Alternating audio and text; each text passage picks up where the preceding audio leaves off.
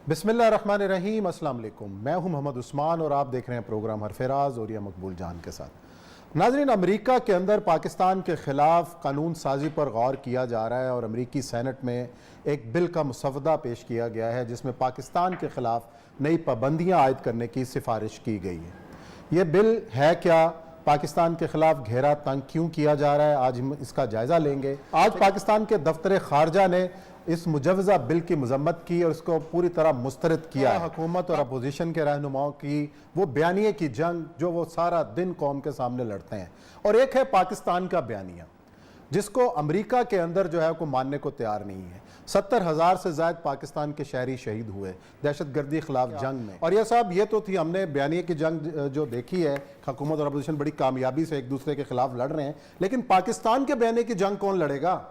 देखिए, अजीब व गरीब हालत है। आपको याद है कि गुज़श्ता तकरीबन जब से तालिबान का इशू हुआ है, मैंने कहा कि ये होने वाला है और ये वहाँ पक रहा है। अब मैं को वलील्लाह नहीं हूँ, अमेरिका के अखबारात उठा लें, दुनिया भर में जब मज़ामीन चल रहे हैं, एक हवा जो बनाई जा रही है, हमारे खिलाफ जो एक इल्ज़ाम बिल्टअप किया जा रहा है, वो नज़र आ रहा था कि पाकिस्तान अगला निशाना है। और उस निशाने को वो ये नहीं है कि सैंक्शंस लगाएंगे, पाकिस्तान बाकायदा फिजिकल निशाना है। और मैं आज भी कह रहा हूँ कि कोई और इसके मैं इस बिल से आपको बताऊँगा कैसे फिजिकल निशाना। ये सर 57 सफ़ात का बिल है और तकरीबन इसके अंदर 701 सेक्शन है। अच्छा, ये बिल जो है, ये एक सेनेटर जिम रिच वो सेनेटर था कि जो कि फॉरेन रिलेशंस कमेटी का सरबराह है। वो इसने सबसे पहले जो है इसने अपना टर्की के खिलाफ सैंक्शंस की बिल पास किया था, जब उसने, आपको याद होगा, रूस से एग्रीमेंट। और इसने ये एक बिल ये पास किया था कि कोई भी मुल्क पास कराया था जो कि इजराइल के खिलाफ गुफ्तगू करेगा उस पर सैंक्शन लगाई जा सकती हैं, जो इसराइल के रिलेशनशिप, इस तरह का आदमी है। फिर जो मिट रोमनी जो प्रेसिडेंट का कैंडिडेट था, वो भी इसके अंदर 21 सेनेटर वो हैं कि जो चुनीदा सेनेटर्स हैं, जिनके बारे में कहते हैं कि they are the laurels of American politics, जिनको हर एक कोई ना कोई थिंक टैंक रन करता है, या उस थिंक टैंक जो है उसको स्पॉन्सर करता है, या वो थिंक टैंक के अंदर खुद काम करता है। यानी ये वो लोग हैं जो अमेरिकन पॉलिटिक्स को डिजाइन करते हैं। अब ये बिल जो है, इसके बिल का नाम है, आप अंदाजा करें, एक्ट में be cited as the Afghanistan counter terrorism oversight and accountability act of 2021। इसमें तो सबसे इंपॉर्टेंट तीन चीज है वो अकाउंटेबिलिटी जो है, कि इतने 20 साल हमने 3000 अरब डॉलर जो हमने खर्च किए हैं वो कहाँ खर्च हुए और उसका फायदा क्यों नहीं हुआ। उसके अंदर जो सबसे बड़ी कोटेड चीज है वो ये है, वो उसकी स्टेटमेंट है लॉयड ऑस्टिन की। लॉयड ऑस्टिन उनका डिफेंस मिनिस्टर, आपको पता है, उसने कहा है कि हमें कभी तवक्को ही नहीं थी कि ये 3 लाख फौज जो है ये अचानक कोलैप्स कर दे, कि ये तो बड़ी अजीबोगरीब बात। और दूसरा, हमें ये भी तवक्को नहीं थी कि पंजशेर के अंदर जो फौज इकट्ठी हो रही थी वो कैसे वो हुई है।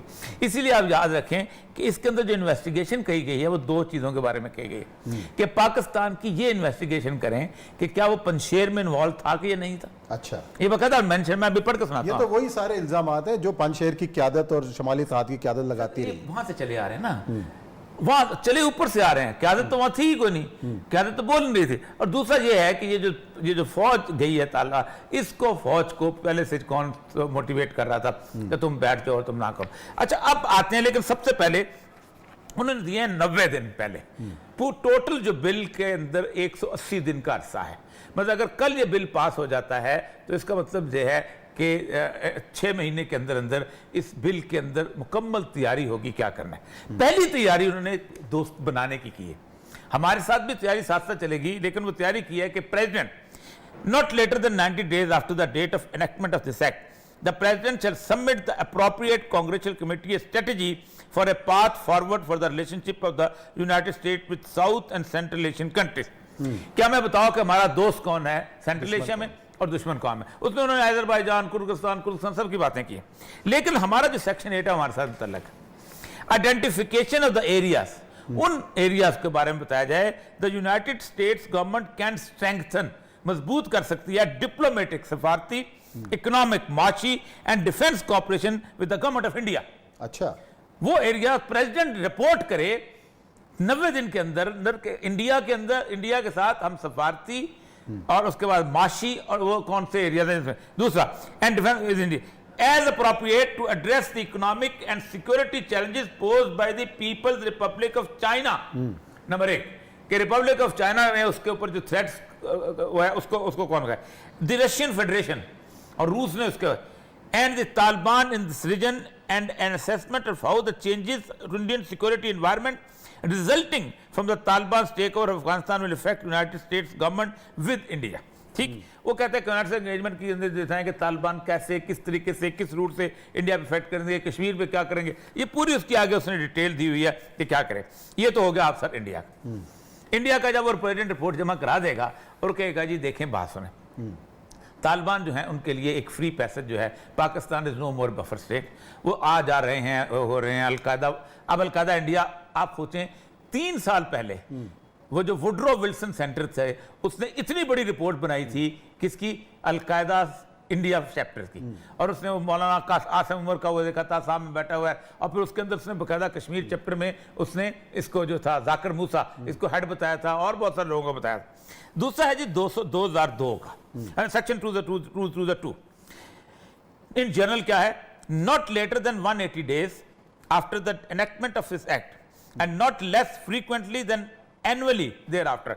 एक तो पहली रिपोर्ट आप जमा कराएंगे 180 दिन के अंदर, और फिर 1 साल के अंदर अंदर आप रिपोर्टें जमा कराएंगे। क्या, the secretary of state in consultation with secretary defence and the director national ISI CIA और डायरेक्टर डिफेंस का क्या करेंगे, number 1, an assessment of the support by the state and non state actors including government of Pakistan.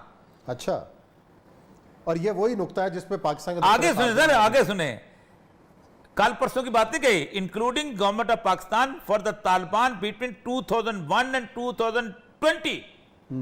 पूरे 20 साल में पाकिस्तान के रियासत ने और गैर रियासती इदारों ने क्या कुछ किया, including the provision of sanctuary space, उनको छुपने की जगह दी, फाइनेंशियल सपोर्ट, माल दिया, intelligence support, logistic and medical support, training, equipping and technical operations of the strategic, an assessment of the support of the state and non-state actors including government of Pakistan for 2020 effective of the Taliban that toppled the government of the Islamic Republic of Afghanistan।